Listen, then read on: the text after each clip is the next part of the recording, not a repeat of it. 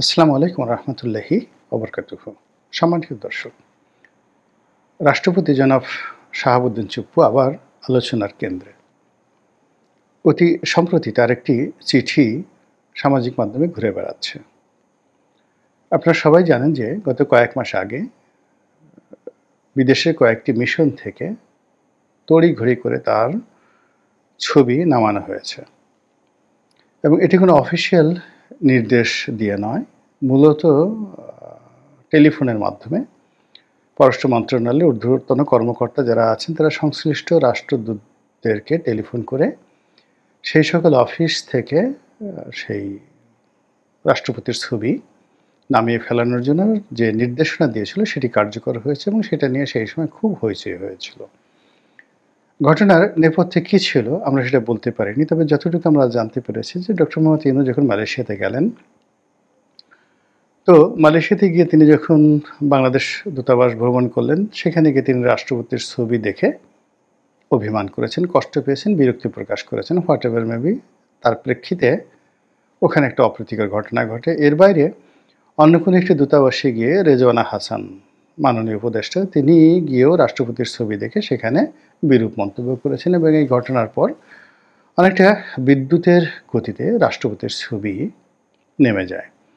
আমাদের দেশের সাধারণ একটা কাস্টম, মানে প্রথা হলো যে যে সরকার ক্ষমতায় থাকে সেই সরকারের রাষ্ট্রপতি এবং প্রধানমন্ত্রী তাদের দুজনের ছবি সাধারণত সরকারি অফিস আদালতগুলোতে ঝোলানো থাকে।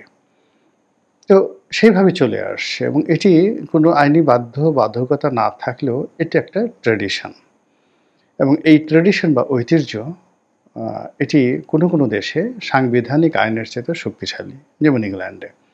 তো এভাবে বাংলাদেশে চলে আসছিল এবং আমরা কখনোই এটি নিয়ে কখনো বিরূপ অবস্থার মধ্যে পড়িনি এবং এটি নিয়ে কখনো সমালোচনা করিনি। অন্যদিকে বঙ্গবন্ধুর যে ছবি, এটি টানিয়ে রাখা এবং এই ছবিকে সম্মান প্রদর্শন করা, এটা আমাদের সংবিধানের আইন দ্বারা বিধিবদ্ধ। এটা করতেই হবে এবং এটি না করলে সংবিধান অবমাননা, রাষ্ট্রদ্রোহ থেকে শুরু করে সর্বোচ্চ যে সকল শাস্তি রয়েছে আমাদের সিভিল প্রসিডিওর কোডে বা ক্রিমিনাল প্রসিডিওর কোডে, সিআরপিসিতে, সেটি ব্যক্তির ক্ষেত্রে প্রযোজ্য হবে। এখন বাংলাদেশে এই জুলাই আগস্ট বিপ্লবের পরে অনেক কিছুই হচ্ছে যেটার সঙ্গে আপনি সংবিধান মিলাতে পারবেন না, যেটার সঙ্গে আপনি কাস্টম বা প্রথা মিলাতে পারবেন না, ইতিহাস, ঐতিহ্য, সাহিত্য, সংস্কৃতি মিলাতে পারবেন না। আপনি যা ইচ্ছে তাই করতে পারবেন। যেখানে ইচ্ছা সেখানে আপনি মলমূত্র ত্যাগ করতে পারবেন, যেখানে ইচ্ছা সেখানে আপনি আবর্জনা ফেলতে পারবেন। আপনার নাম দেখা গেল ডাস্টবিনের সাথে যুক্ত হয়ে গেল, আপনাকে সবাই ডাস্টবিন ড্যাশ বলল। আপনি আবার কাউকে বললেন যে অমুক, মানে যে কোনো লোকের নামের সাথে আপনি তালিবর সহায়কার শাহ কি যেন একটা, যে টিনের ছেলে কাউয়া, এরকমভাবে একটা গালি দিয়ে দিতে পারেন। বা আপনি যে কোনো লোকের দুর্বল স্থান দিয়ে আপনি আপনার যে কোনো জিনিস ঢুকিয়ে দিতে পারেন। 1, 2, 3, 4 এরকম বলে আপনি যাকে ইচ্ছা তাকে, সে তারেক রহমান সাহেব হোক বা অন্য তার সে ক্ষমতাধর লোক হোক, বুড়া হোক, 80 বছর, 86 বছর, 90 বছর, ডাজ নট ম্যাটার। আপনার যাকে পছন্দ আপনি সঙ্গে সঙ্গে ষাঁড়ের মতো, ষাঁড় দেখেন না, মানে সেই মোটর সাইকেলের উপরে উঠে তার বিশেষ অঙ্গটি বের করে দিয়ে মোটর সাইকেলের সাথে সঙ্গম করার জন্য সে উঠে যায়। সে দেখা গেল যে আরও মানে অদ্ভুত তেলের ড্রামের উপরে সে তার যৌন যে অভিলাষ, যৌন অভিলাষ, তেলের ড্রাম, কেরোসিন তেলের ড্রাম, তারপর শেষে ভ্যান গাড়ি, মানে যা ইচ্ছা তাই সব কিছু। মানে ষাঁড় যা করে, গরু যা করে, বা পাঠা সাধারণত এতটা খাস করে না, পাঠারও একটা লেভেল আছে, কিন্তু গরু, ষাঁড় গরু, এর কোনো ধর্ম না, এ যাইছে তাই করতে পারে যে কোনো জায়গাতে। তো এখন এরকম বাংলাদেশের পরিবেশ এমন অবস্থা হয়ে গেছে, আপনার রাস্তায় হঠাৎ করে দেখলেন 90 বছরের একটা বুড়া মানুষ, আপনি 1, 2, 3, 4 বলে হুম করে বা হালুম করে আপনি তার উপর ঝাঁপিয়ে পড়তে পারেন। এটা কেউ আপনাকে কিছু বলবে না, কোনো পুলিশ আপনাকে অ্যারেস্ট করবে না, আপনার বিরুদ্ধে কোনো মামলা হবে না। বা আপনি যে কোনো একটা বয়স্ক মানুষ, সেটা পুরুষ হোক, নারী হোক, 80 বছর হোক, 40 বছর হোক, 20 বছর হোক, আপনি ইচ্ছামতো তার সামনে দাঁড়িয়ে, তার বাসার সামনে দাঁড়িয়ে তারপর আপনি লম্ফঝম্প করে টিনের চালে কাউয়া, তারপর শেষে আপনি তাকে সেইটা বলে গালি দিতে পারেন। আপনি যদি বেশি রাগ করেন, আপনার বিশেষ অঙ্গটিও তাকে দেখাই দিতে পারেন। এই যে একটা অবস্থা চলছে বাংলাদেশে, সেই অবস্থার প্রেক্ষিতে কারো ছবি নামানো, রাষ্ট্রপতির ছবি নামানো, বঙ্গবন্ধুর ছবি নামানো, বঙ্গবন্ধুর মূর্তি ভাঙা, শাহাবুদ্দিন চুপ্পুর সেই যে বঙ্গভবন তার সামনে গিয়ে তাকে গালাগাল দেওয়া, ২-৪টা ঢিল মারা, এগুলো এখন বাংলাদেশে কোনো সমস্যা নয়। ফলে যখন তার ছবি নামিয়ে ফেলা হলো, আমরা সবাই নিশ্চুপ রইলাম, উনিও নিশ্চুপ রইলেন। এরই মধ্যে তিনি যে কাজটি করেছেন সেটা হলো আমাদের পররাষ্ট্র উপদেষ্টা যিনি আছেন তাকে একটা সুদীর্ঘ চিঠি লিখেছেন। সেই চিঠিটি ইতিমধ্যে সামাজিক মাধ্যমে প্রচারিত হয়ে গেছে। তো সেই চিঠিতে তিনি তাকে প্রিয় সহকর্মী সম্বোধন করে অনেক আবেগের কথা বলেছেন, অনেক মানবিকতার কথা বলেছেন, তার জীবনের সফলতা, ব্যর্থতা, আশা আকাঙ্ক্ষা সব কিছু বলেছেন এবং তার যে ছবি নামিয়ে ফেলা হয়েছে, এই ছবি নামানো নিয়ে তিনি অভিমানের আতিশয্যে, ক্রোধের যে বহিঃপ্রকাশ করেছেন। এই সময়টাতে হঠাৎ করে তিনি এই কাজটি কেন করলেন, এটা নিয়ে হলো আজকের আলোচনা। হঠাৎ করে এই অক্টোবর মাসেই কেন তাকে এই কাজটি করতে হবে? তিনি অবশ্য সেপ্টেম্বর মাসেই কাজ করেছেন, কিন্তু এটা প্রকাশিত হয়ে যাচ্ছে, আমরা যে আলাপ আলোচনা করতেছি অক্টোবর মাসে। এবং অক্টোবর মাসকে আমাদের দেশে অনেকে ব্ল্যাক অক্টোবর বলার চেষ্টা করছে এবং সবাই এখানে বিশেষ করে বিভিন্ন গোয়েন্দা সংস্থা, তারপরে দেশি বিদেশি যারা বিশ্লেষক, তারা সবাই আশঙ্কা করছেন যে এই অক্টোবর মাসে নানা অঘটন ঘটতে পারে। এবং গত বছর 2024 সনের অক্টোবরটা মোটামুটি ভালো গেছে, কিন্তু 23 সনের অক্টোবরটা কিন্তু ভালো যায়নি, খুবই খারাপ একটা অবস্থা গেছে আমাদের এই বাংলাদেশে। আর ধারাবাহিকভাবে যদি গত 50 বছরে অক্টোবর মাস ধরেন তাহলে এই মাসটি ঘটনাবহুল। তো এই ঘটনাবহুল একটি মাসে হঠাৎ করে সেই পুরনো একটা ধামাচাপা পড়া, ছাইচাপা পড়া একটা বিষয়, সেটা সামনে কেন আনা হলো, এটা হলো আজকের আলোচনার বিষয়বস্তু। এখানে আমি যেটা বলতে চাই সেটা হলো জনাব শাহাবুদ্দিন চুপ্পু, তিনি কর্মজীবনে একজন ডিস্ট্রিক্ট জাজ ছিলেন। তো জেলা জজ হওয়া চারটিখানি একটা বিষয় না, এবং তিনি যেই সময়টাতে, এখন হয়তো জুডিশিয়ারিতে প্রচুর নিয়োগ হচ্ছে, অনেক জেলা জজ আছে, কিন্তু আমরা যখন ছোট ছিলাম তখন আসলে একটা জেলা শহরে জজ সাহেবের যে মর্যাদা, ওটা 100টা ডিসিএসপিকে সমান করলেও হয় না। মানুষজনের মধ্যে তাদের একটা শ্রদ্ধাবোধ ছিল। জজ সাহেবের বাড়ির সামনে দিয়ে যারাই যাতায়াত করতেন খুব সম্মান এবং মর্যাদা নিয়ে যাতায়াত করতেন, ওইভাবে তাকাতেন। কোনো জজ ঘুষ নিয়েছে, দুর্নীতি করেছে, অন্যায় করেছে, অপচয় করেছে, এটা আমরা আসলে কোনোদিন শুনিনি। অন্তত পক্ষে 2001 সন পর্যন্ত তো শুনিনি। পরবর্তীতে কিছু কথাবার্তা আসছে পলিটিক্যাল কারণে। তো সেই জজিয়তি তিনি করে আসছেন, পরিপূর্ণভাবে একটা ডিস্ট্রিক্ট জজ ছিলেন। এরপর তিনি ছাত্রলীগ করেছেন, মুক্তিযুদ্ধ করেছেন, জেল খেটেছেন এবং তার সাহস, অসাধারণ সাহস। বঙ্গবন্ধু হত্যাকাণ্ডের পর যেখানে সব মানুষ পালিয়েছে, তো তিনি সেখানে বঙ্গবন্ধু হত্যাকাণ্ডের প্রতিবাদ করতে গিয়ে জেল খেটেছেন। এটা চারটিখানি বিষয় নয়। তারপরে আবার সেই জেল থেকে বের হওয়ার পরেও তিনি চাকরিতে যোগদান করেছেন, বহাল থেকেছেন। ফলে তার কৌশল, তার বুদ্ধিমত্তা, মানে আমরা এখন যারা রাজনীতি করছি আমাদের অনেকের চেয়ে বেশি। তিনি দুর্নীতি দমন কমিশনের কমিশনার ছিলেন, কমিশনার তদন্ত, এবং দুদকের যে কর্মকাণ্ডগুলো তিনি যতদিন ছিলেন সেখানে তার কথা মতোই দুর্নীতি দমন কমিশন চলেছে। তিনি যাকে ইচ্ছা তাকে ফাঁসাতে পেরেছেন, যাকে ইচ্ছা তাকে তিনি দায়মুক্তি দিতে পেরেছেন।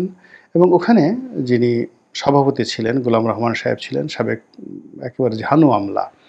তো তার মতো মানুষও শাহাবুদ্দিন চুপ্পুর সঙ্গে কৌশলে পেরে ওঠেনি। এর কারণ তার একটা রাজনৈতিক কানেক্টিভিটি ছিল। এবং আমি যেটা দেখেছি যে তার রুম সবসময় জমজমাট থাকতো, তার পাবলিক রিলেশন অসাধারণ। মানুষের সাথে মিষ্টি ব্যবহার করা, মানুষের সাথে সম্পর্ক রক্ষা করা, মানুষকে উপকার করা, রেসপন্ড করা, কাউকে ক্ষতি করা, এমনকি হোয়াট এভার মেবি, এই জায়গাতে তার যে পারঙ্গমতা এটা অসাধারণ। তারপরে সেখান থেকে গিয়ে তিনি ইসলামী ব্যাংকের পরিচালক হলেন। এস আলমের সঙ্গে তার সম্পর্ক হলো। তারপরে কোন ফাঁক দিয়ে কিভাবে তিনি যে রাষ্ট্রপতি হয়ে গেলেন, যেখানে সাজেদা চৌধুরী, আমির হোসেন আমু, তুফায়েল আহমেদ, এরকম বাঘা বাঘা মানুষের নাম আসছিল, মতিয়া চৌধুরীর নাম আসছিল। সবাইকে পেছনে ফেলে তিনি শেখ হাসিনার মন জয় করে রাষ্ট্রপতি হয়ে গেলেন। ফলে তাকে যদি আপনি তার কর্মকাণ্ডকে বিচার বিশ্লেষণ করেন, তাহলে তাকে সুন্দরবনের রয়্যাল বেঙ্গল টাইগার হিসাবে আপনাকে স্বীকৃতি দিতে হবে, অথবা আফ্রিকার জঙ্গলের যে বাদশাহ রাজা, সেই যাকে বলা হয় সিংহ, দ্য লায়ন, সেই হিসেবে আপনাকে বিবেচনা করতে হবে। কিন্তু দুর্ভাগ্য হলো আমরা এখন তাকে সবাই ইঁদুরের মতো বা খরগোশের মতো দুর্বল প্রাণী মনে করছি, কিন্তু আসলে তিনি তা নন। তার বুদ্ধি আছে, সাহস আছে, কৌশল আছে, কানেক্টিভিটি আছে, এবং তিনি জানেন কিভাবে সাস্টেন করতে হয়। আওয়ামী লীগের সকল রিক্রুটমেন্টের মধ্যে একমাত্র তিনি সাস্টেন করে আছেন। এটা বুঝতে হবে যে তিনি সাধারণ মানুষ নন।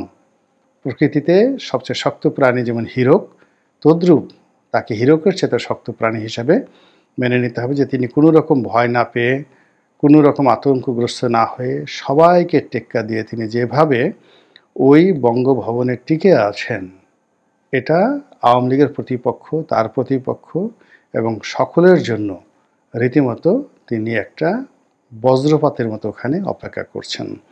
তো সেই বজ্রপাত একটা চিঠি লিখেছে। এটা চারটিখানি ব্যাপার না, এর পেছনে আরও অনেক কিছু আছে, সেই বিষয়গুলো বুঝতে হবে। আপনার ইতিমধ্যে উনি খুব ধীরে সুস্থে কতগুলো বিষয় জানান দিয়েছেন। প্রথম, সাংবাদিক মতিউর রহমান মানব জমিনে তার সঙ্গে একটি সাক্ষাৎকারে তিনি আলাপ আলোচনায় বলেছেন যে শেখ হাসিনা চলে গেলেন, তার কাছে বলেও গেলেন না। এটার মধ্যে যে কত বড় ডিপ্লোম্যাসি আছে, কত বড় কৌশল আছে, এটা ভবিষ্যতে আপনারা বুঝতে পারবেন, এখন আপনারা বুঝতে পারবেন না। শেখ হাসিনা চলে গেলেন, তার কাছে বলে গেলেন না। তিনি তার আপনজন হিসাবে অনেকের পরিচিত, যাদের মুখ পাতলা, মানে গ্রামে কিছু মহিলা আছে না, কারো কাছে কিছু কথা বললে, বা পুরুষ আছে, আপনি সুন্দরভাবে বললেন যে ভাই তোমাকে গোপন কথাটা বললাম, তুমি এই কথাটা কাউকে বলো না। তো এইরকম এই সমাজের অনেক লোক আছেন যাদের সব জায়গাতে চালচলন আছে। এরকম অনেকের কাছে টেলিফোন করে তিনি কিছু কিছু কথা বলে দিয়েছেন, এবং সেই কথাগুলো বলে দেওয়ার ফলে আসল যে ঘটনা, আমাদের সরকার এবং সরকারের বৈধতা, সরকারের শপথ, এইগুলো নিয়ে এখন যে সকল কনফিউশন এবং ক্যাওয়াস তৈরি হয়েছে, এইগুলো সমাধানের জন্য আপনাকে ইচ্ছাই হোক অনিচ্ছাই হোক এই শাহাবুদ্দিন সুপ্পুর কাছে যেতেই হবে, নো ওয়ে। যেমন সংবিধানের 106 অনুচ্ছেদ অনুযায়ী সুপ্রিম কোর্টের রেফারেন্স কোথায়?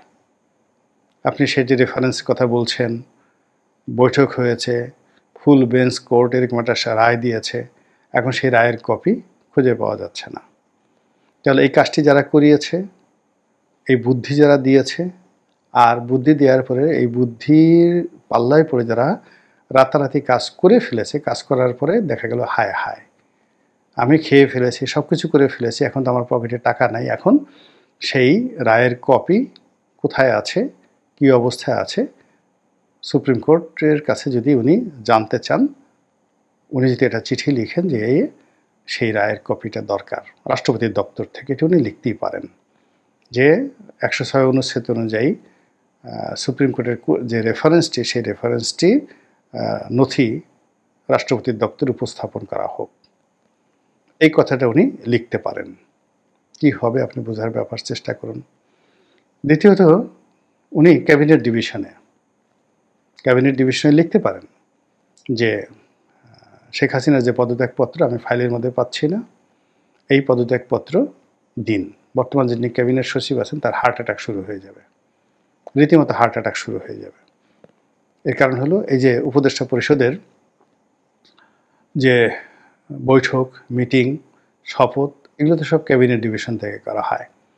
এখন যিনি ক্যাবিনেট সচিব আছেন তিনি ওই সময়টাতে ছিলেন যাকে বলা হয় শিক্ষা সচিব, কিন্তু দায়িত্ব তো তার, এমনি তিনি নরম সরম মানুষ, ভদ্রলোক মানুষ। এখন যদি এই জিনিসটা বলা হয় শেখ হাসিনার পদত্যাগপত্রটা আমি চাই, তার সঙ্গে সঙ্গে তিনি যদি এই যে তার ছবি নামানোর বিষয়ে পত্রিকার যে কাটিং থেকে শুরু করে যা কিছু হয়েছে এবং তার এই চিঠিটি যেটি তিনি পররাষ্ট্র উপদেষ্টাকে দিয়েছেন, এই বিষয়টা নিয়ে সুপ্রিম কোর্টের একটা রেফারেন্স চান, মতামত চান যে আমার এই ছবিটা নামিয়ে ফেলা হলো, এই ছবি ওখানে থাকার কী জন্য সেটা ছিল আর কী জন্য সেটা নামিয়ে ফেলা হলো, এটার যে আইনগত ব্যাখ্যাটা কি, এই ব্যাপারে উনি যদি একটা সুপ্রিম কোর্টের রেফারেন্স চান, তাহলে তো টোটাল 3টা রেফারেন্স হলো। শেখ হাসিনার পদত্যাগপত্র কোথায়, আর সংবিধানের যে 106 অনুচ্ছেদ অনুযায়ী যে